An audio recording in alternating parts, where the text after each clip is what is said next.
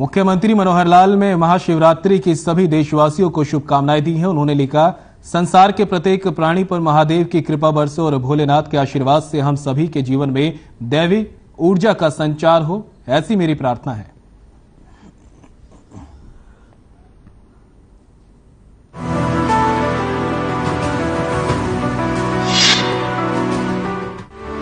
मुख्यमंत्री मनोहर लाल ने संत रामकृष्ण परमहंस की जयंती पर उन्हें नमन किया। सीएम ने लिखा, मानव कल्याण के लिए उनके शुद्ध विचार सदैव हमारे प्रेरणापुंज रहेंगे।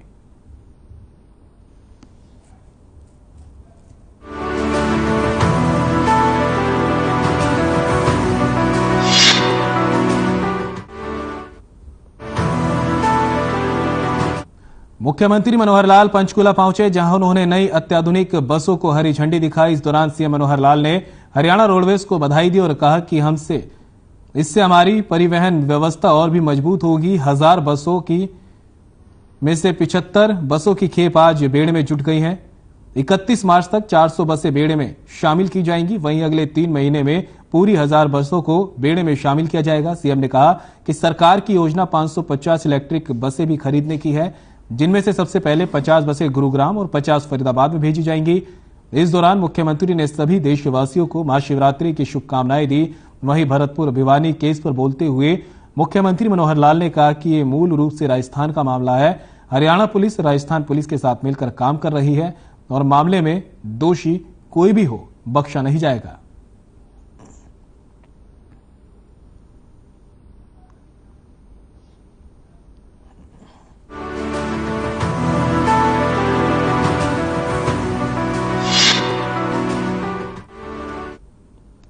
देश में महाशिवरात्रि का पर्व बड़े धूमधाम से मनाया जा रहा है। सभी शिव मंदिरों में शिव भक्त सुबह से ही जल चढ़ाने के लिए लंबी लाइनों में खड़े हैं। कांवड़िया भी शिवलिंग पर जलाभिषेक कर अपनी यात्रा समाप्त करेंगे। अंबाला के कैलाश मंदिर, जो हाथीखाना मंदिर के नाम से भी प्रसिद्ध है, शिव भक्तों का कहना है कि वे इस मंदिर में कई सालों से आ रहे हैं। यहाँ पर हर मनोकामना पूरी होती है। लोगों का कहना है कि आज शिवरात्रि में यहाँ पर विशेष महत्व है, क्योंकि सभी शिव भक्त आज व्रत रखते हैं और शिवलिंग पर जल चढ़ाकर अपनी मन्नत पूरी करते हैं। वहीं कैलाश मंदिर हाथीखाना के महंत मनमोहन दास ने बताया कि यह मंदिर 1844 में ब्रिटिश राज में बनाया गया था। इस मंदिर में लोगों की बहुत ही ज्यादा आस्था जुड़ी है।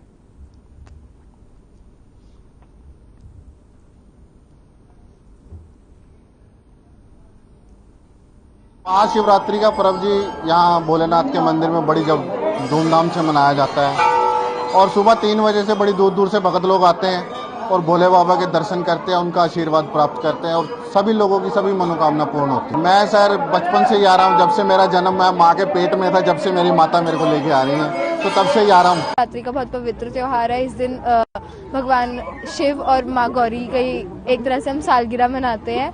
उनके प्यार को मनाते हैं कि उन्होंने कैसे अपने प्यार के लिए एक दूसरे के साथ निभाया, एक दूसरे के लिए त्याग किए बहुत बड़े बड़े। मैं हर साल व्रत रखती हूँ मोस्टली, और मुझे काफ़ी साल हो गए हैं व्रत रखते हुए। आज के दिन सारे सुबह उठ के नहा धो के भोले शंकर के दर्शन करने आते हैं, इसीलिए आज आप सब देख सकते हैं कि कितनी भीड़ है यहाँ पर। महाशिवरात्रि का पवित्र त्योहार है और यहाँ बहुत भीड़ है और मैं बहुत सालों से व्रत रखती हूँ और इस दिन शिवजी पार्वती का विवाह मनाया जाता है।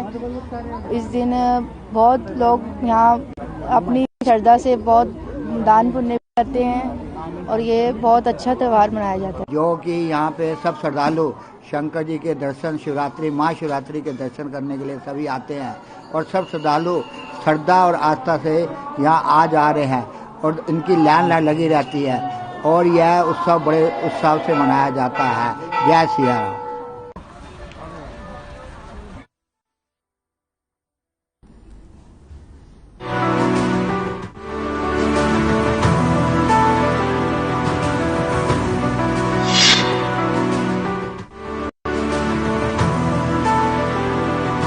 यमुनानगर के Deenbandhu sir Chhoturam thermal plant में भीषण आग लग गई। आग पर काबू पाने के लिए फायर ब्रिगेड को सूचना दी गई। फायर ब्रिगेड की 3 गाड़ियां मौके पर पहुंची और कड़ी मशक्कत के बाद आग पर काबू पाया गया।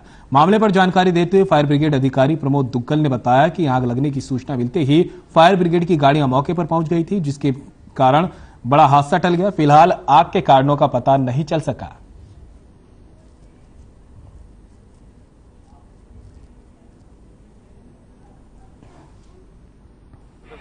6:20 पर हमारे पास मैसेज आया कि थर्मल प्लांट में अपना कोयले की जो बेल्ट है उसमें आग लगी है। जैसे ही सूचना मिली हमने एक गाड़ी मिली, उसके बाद वहां से सूचना आई कि आग ज्यादा है, गाड़ी और भेजी है। हमने 2 गाड़ी और मौके पे भेज दी।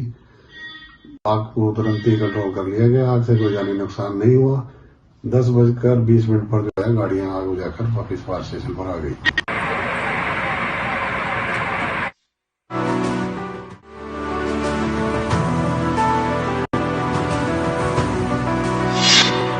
अंबाला में स्नैचिंग की वारदातें रुकने का नाम नहीं ले रही। ज्यादातर स्नैचिंग की वारदातें महिलाओं के साथ घटित हो रही है। अंबाला पुलिस ने स्नैचरों को पकड़ने के लिए नाम घोषित किया है। अंबाला पुलिस कुछ दिन पहले ही कई स्नैचरों को भी गिरफ्तार कर चुकी है, लेकिन इस बीच पुलिस की पत्नी के साथ स्नैचिंग की वारदात को अंजाम दिया गया। फिलहाल पुलिस ने सीसीटीवी जारी करके आरोपियों को पकड़ने वाले या पहचान करने वाले के लिए इनाम भी रखा है। अब देखना यह होगा कि अंबाला पुलिस कब तक अंबाला से स्नैचरों का सफाया करती है।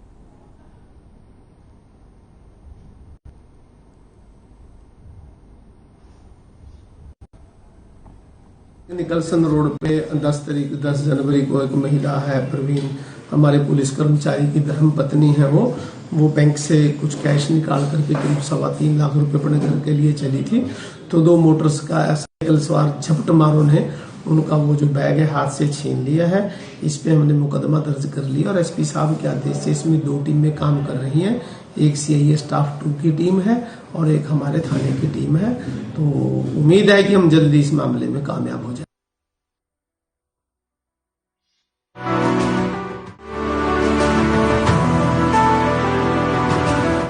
अचानक तापमान बढ़ने से जहां लोगों को ठंड से राहत मिली, वहीं किसानों के खेतों में लगी गेहूं की फसल पर खतरे की घंटी लटकने लगी है। पिछले साल के मुकाबले फरवरी के महीने में तापमान करीब 5 से 6 डिग्री सेल्सियस अधिक है।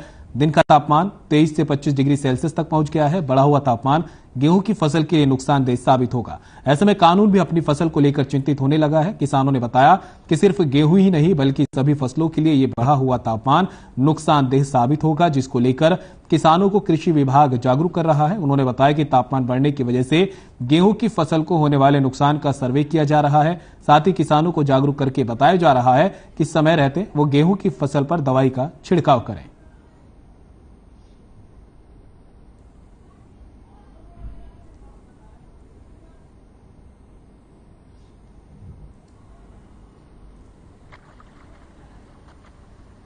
बढ़ता तापमान गेहूं की फसल के लिए एक खतरे की घंटी है और चूंकि क्लाइमेट चेंज की अवधारणा व्यापक रूप ले चुकी है, ये गेहूं की फसल इन्हीं सभी फसलों के लिए एक कार्यशैली की मांग करती है।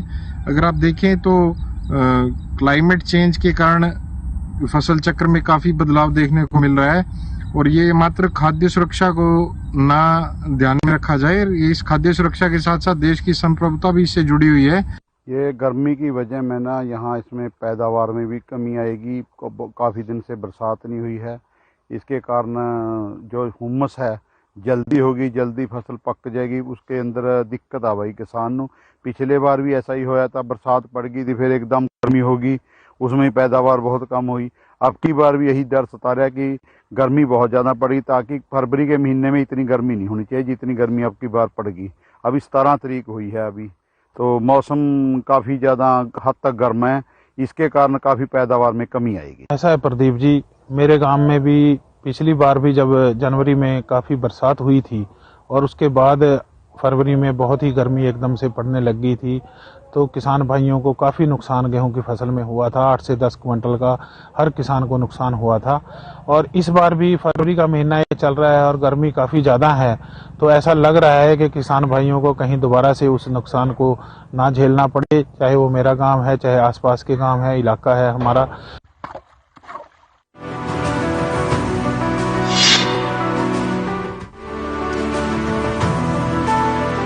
खबर सोनीपत से है, जहां दीपालपुर पलड़ा रोड पर रेत की खान के नजदीक डेड बॉडी मिली है। बता दें कि मृतक की पहचान गांव मकीमपुर के प्रवीण के रूप में हुई है। जानकारी के अनुसार मृतक प्रवीण अपने गांव के अन्य साथियों के साथ गांव से गाजियाबाद में बारात में गया था, जहां उसकी मौत हो गई। वहीं मामले की सूचना मिलते ही मौके पर पहुंची पुलिस ने परिजनों की शिकायत के आधार पर मामला दर्ज कर जांच शुरू कर दी है।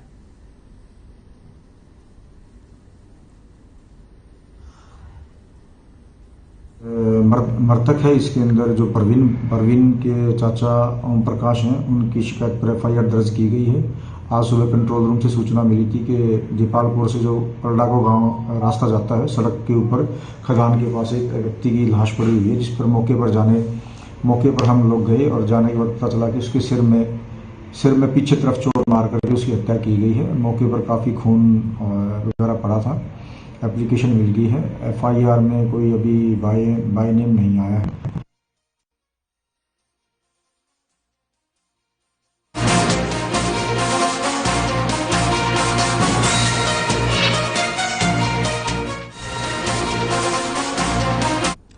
बल्लभगढ़ विधानसभा के सर्व समाज लंबे समय से शहीद राजा नाहर सिंह महल में शहीद राजा नाहर सिंह की प्रतिमा लगाने की मांग कर रहा है। प्रदेश के परिवहन मंत्री मूलचंद शर्मा ने बल्लभगढ़ शहीद राजा नाहर सिंह महल में प्रतिमा के लिए भूमि पूजन किया। मंत्री मूलचंद शर्मा ने कहा कि बल्लभगढ़ के राजा नाहर सिंह ऐतिहासिक नगरी में जाट समाज और सर्व समाज के लोगों ने शहीद राजा नाहर सिंह की प्रतिमा को लेकर भूमि पूजन किया। शहीद राजा नाहर सिंह की 25 फीट की प्रतिमा बनाई जाएगी, जिससे राजा नाहर सिंह महल की शोभा बनेगी।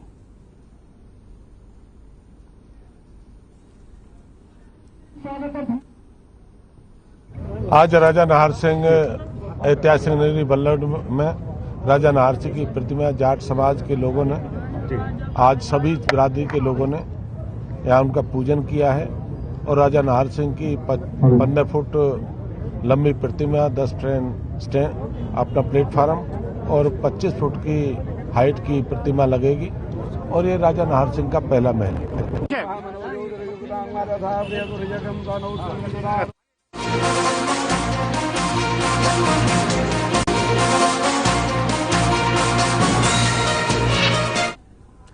खबर पलवल से है, जहां हरियाणवी मशहूर डांसर सपना चौधरी और उनकी मां नीलम को पलवल महिला थाना बुलाया गया।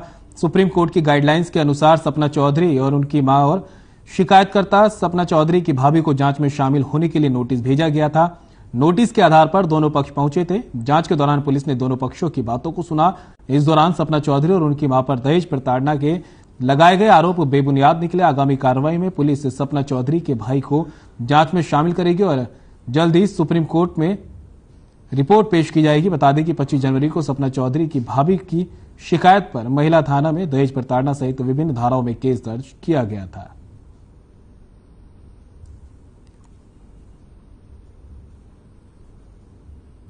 वुमेन सेल में दी गई थी, जिसकी वुमेन सेल में काउंसलिंग की गई और काउंसलिंग में उनकी जो बात है वो बेनतीजा निकली। उसके बाद महिला थाने में एक मुकदमा 498, 323, 377, 506, 406 IPC में दर्ज हुआ, जिसमें ऑनरेबल सुप्रीम कोर्ट की जो गाइडलाइन है उसको फॉलो करते हुए दोनों पार्टियों को नोटिस लेके थाने में बुलाया गया था। दोनों पार्टियों की जो बात थी वो सुनी गई, जो एलिगेशन लगाए उनको भी सुना गया और जो अक्यूज पार्टी थी उन्होंने जो एविडेंस दिया उनको भी हमने लिया।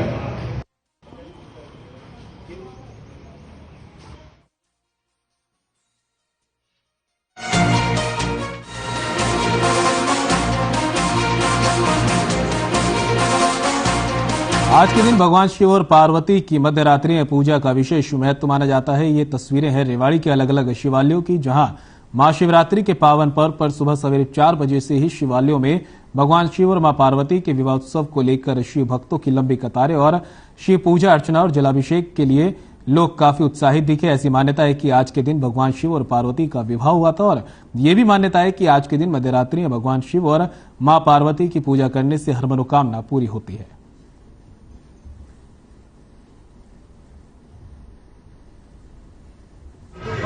सबसे पर्व आता है कालों के काल महाकाल भगवान शंकर का मां पार्वती के साथ इस दिन विवाह हुआ था।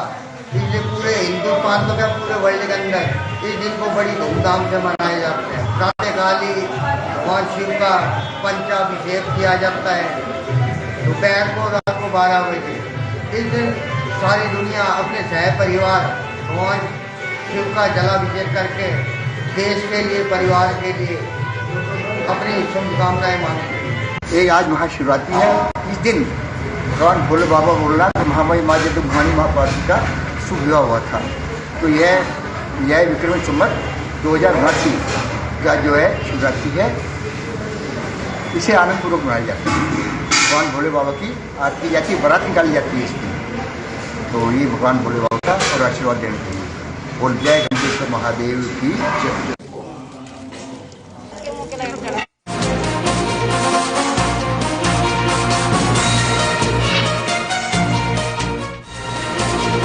तो शाम के छपारिया हनुमान मंदिर में महाशिवरात्रि पर शिव भक्तों का हुजूम देखने को मिला। इस दौरान शिव भक्तों ने शिव की पूजा अर्चना और शिवलिंग का जलाभिषेक 1100 लीटर जल से किया, जिसे देखने के लिए मंदिर में शिव भक्तों का तांता लग गया। इस अवसर पर मंदिर परिसर भोले के जयकारों से गूंज उठा।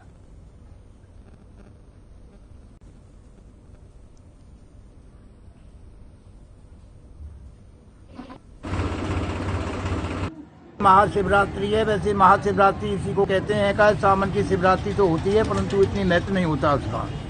ये महाशिवरात्रि है का, ये फागुन की महाशिवरात्रि आती है और रुद्राभिषेक सुबह के 4:30 बजे से रुद्राभिषेक सुबह का शुरू करवाएं, भक्तों से करवाएं। दूध, दही, गंगाजल, गन्ने का जूस, शहद वगैरह इनसे है भगवान की शंकर जी की रुद्राभिषेक होती है। इस शिवरात्रि का बहुत ही महा महत्व है और भगवान शंकर की पूजा होती है।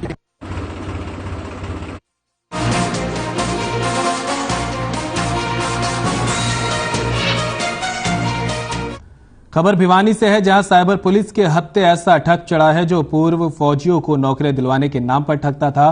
ठग क्विकर के जरिए फर्जी वेबसाइट बनाकर पूर्व फौजियों को नौकरी दिलवाने की बात करता था। भिवानी के रहने वाले सुरेंद्र ने पुलिस को शिकायत दी थी कि उससे 25 जनवरी को क्विकर के जरिए फर्जी साइट बनाने एक व्यक्ति ने पैसे ठग लिए। उन्होंने साइबर थाने में इसकी शिकायत की थी। शिकायत पर कार्रवाई करते हुए पुलिस ने मुकदमा दर्ज कर लिया है। साइबर थाना प्रभारी सुमित ने इस मामले में जयपुर के दौसा से आरोपी को गिरफ्तार किया है और आरोपी के पास से 39,276 रुपए नगद और एक मोबाइल भी बरामद कर लिया। भिवानी की तस्वीरें दिखा रहे हैं आपको, जहां पर पुलिस ने एक शातिर ठग को गिरफ्तार किया है। यह शातिर ठग इतना शातिर था कि पूर्व फौजियों को निशाना बनाता था। क्विकर के जरिए फर्जी वेबसाइट बनाई थी और पूर्व फौजियों को नौकरी दिलवाने के नाम पर यह अपना निशाना बनाता था। भिवानी के रहने वाले सुरेंद्र ने पुलिस को शिकायत दी थी कि उससे 25 जनवरी को क्विकर के जरिए फर्जी साइट बना के एक व्यक्ति ने पैसे ठगे, जिसके बाद पुलिस एक्टिव हुई और साइबर थाने में इसकी शिकायत दी गई, जिसके बाद कार्रवाई करते हुए पुलिस ने मुकदमा दर्ज कर लिया है और आरोपी के पास से 39,276 रुपए नगद और एक मोबाइल भी बरामद किया है।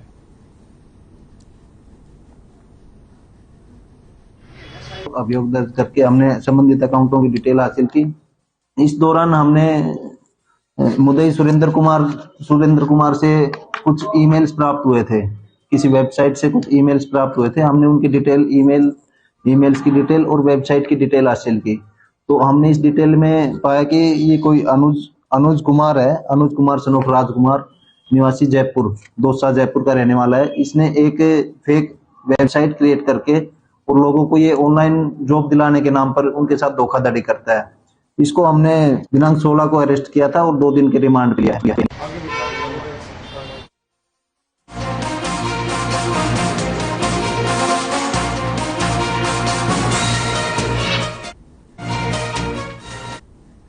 सूरजकुंड मेला के पुलिस नोडल अधिकारी नीतीश अग्रवाल डीसीपी मुख्यालय ने सूरजकुंड मेले कालीन बेचने वाले दुकानदार अलाउद्दीन के साथ हुए फ्रॉड मामले में आरोपी की धरपकड़ के निर्देश दिए थे, जिस पर कार्रवाई करते हुए क्राइम ब्रांच सेक्टर 48 प्रभारी राकेश सिंह की टीम ने मामले में आरोपी इकबाल को गिरफ्तार किया। इस दौरान डीसीपी मेला और मुख्यालय नीतीश अग्रवाल ने बताया कि गिरफ्तार आरोपी का नाम इकबाल तेली है। आरोपी कश्मीर के श्रीनगर का रहने वाला है। क्राइम ब्रांच टीम ने आरोपी को अपने सूत्रों से प्राप्त सूचना से साइनबाग भास्कर एन्क्लेव दिल्ली से गिरफ्तार किया है। आरोपी ने अपने जीजा के साथ मिलकर योजना के तहत सूरजकुंड मेले में शिल्पी कारीगर के साथ फ्रॉड करने की वारदात को अंजाम दिया था।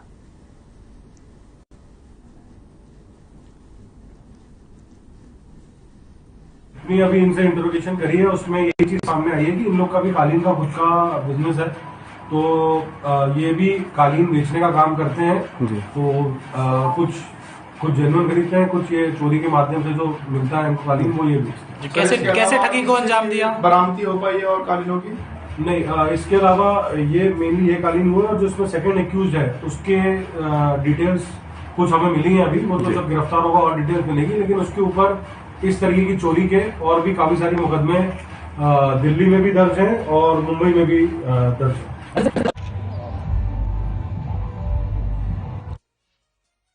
प्रवास गांव में बोलेरो गाड़ी में 2 जले शव मिलने का मामला अब राजनीतिक रूप लेता जा रहा है। इस मामले में राजस्थान पुलिस ने बजरंग दल कार्यकर्ताओं को नामजद किया। वहीं बजरंग दल और विश्व हिंदू परिषद कार्यकर्ता बिना जांच के मृतक के परिजनों की शिकायत पर बजरंग दल कार्यकर्ताओं के खिलाफ मामला दर्ज किए जाने का विरोध कर रहे हैं। इस विरोध में राजस्थान की गहलोत सरकार के खिलाफ नारेबाजी कर महामहिम राष्ट्रपति के नाम ज्ञापन सौंपा गया है। भिवानी के विश्व हिंदू परिषद के जिलाध्यक्ष प्रदीप बंसल और विभाग मंत्री वरुण बजरंगी ने कहा कि भिवानी के बारवास गांव में 2 जले हुए शव मिले हैं। इन्हें पुलिस जुनैद और नासिर बता रही है, जो गौ तस्कर थे। इनको जलाकर मारने का आरोप हरियाणा के बजरंग दल कार्यकर्ताओं पर लगाकर उन्हें इस मामले में नामजद कर रहे हैं, जबकि अभी जांच पूरी नहीं हुई है। इससे पहले ही बजरंग दल कार्यकर्ताओं को आरोपी मानना गलत है।